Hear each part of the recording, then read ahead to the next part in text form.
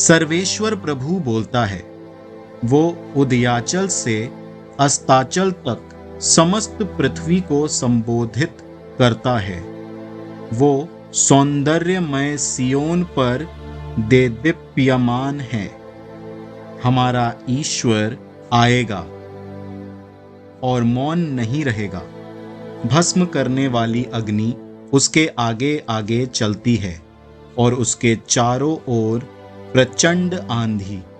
वो अपनी प्रजा का न्याय करने के लिए आकाश और पृथ्वी को संबोधित करता है।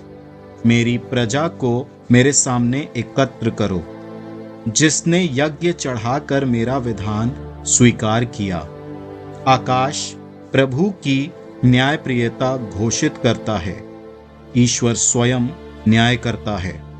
मेरी प्रजा सुनो, मैं बोलूंगा। इज़राइल, मैं तुम्हारे विरुद्ध साक्ष्य दूंगा। मैं ईश्वर, तुम्हारा ईश्वर हूं। मैं तुम्हारे यज्ञों के कारण तुम पर दोष नहीं लगाता। तुम्हारे बलिदान तो सदा मेरे सामने हैं। मुझे ना तो तुम्हारे घरों के सांड चाहिए और ना तुम्हारे बाणों के बकरे, क्योंकि जंगल के सभी जानवर और पहाड़ों पर चरने वाले हजारों चौपाए मेरे हैं। मैं आकाश के सभी पक्षियों को जानता हूँ। मैदान में विचरने वाले पशु मेरे हैं। यदि मैं भूखा होता तो तुमसे नहीं कहता, क्योंकि पृथ्वी और उसकी सभी वस्तुएं मेरी है। क्या मैं सांडों का मांस खाता और बकरों का रक्त पीता हूं? ईश्वर को धन्यवाद का बलिदान चढ़ाओ और उसके लिए अपनी मन्नतें पूरी करो। संकट के समय मेरी दुहाई दो। मैं तुम्हारा उद्धार करूंगा और तुम मेरा सम्मान करोगे।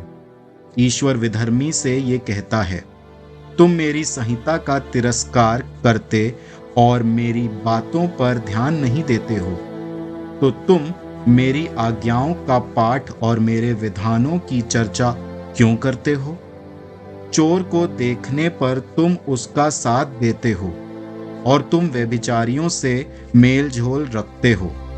तुम्हारे मुंह से बुराई निकलती है और तुम्हारी जीभ कपटपूर्ण बातें करती है। तुम बैठकर अपने भाई की निंदा करते और अपनी माता के पुत्र की चुगली खाते हो। तुम ये सब करते हो और मैं चुप रहूं? क्या तुम मुझे अपने जैसा समझते हो? मैं तुम्हारा एक एक अपराध गिनाकर तुम पर दोष लगाता हूं। तुम जो ईश्वर को भूल जाते हो, सावधान रहो। कहीं ऐसा ना हो कि मैं तुम्हारा विनाश करूं और तुम्हारा उद्धार करने वाला कोई ना हो। जो मुझे धन्यवाद का बलिदान चढ़ाता है, वही मेरा सम्मान करता है। जो सदाचारी है, मैं उसे ईश्वर के मुक्ति विधान के दर्शन कराऊंगा।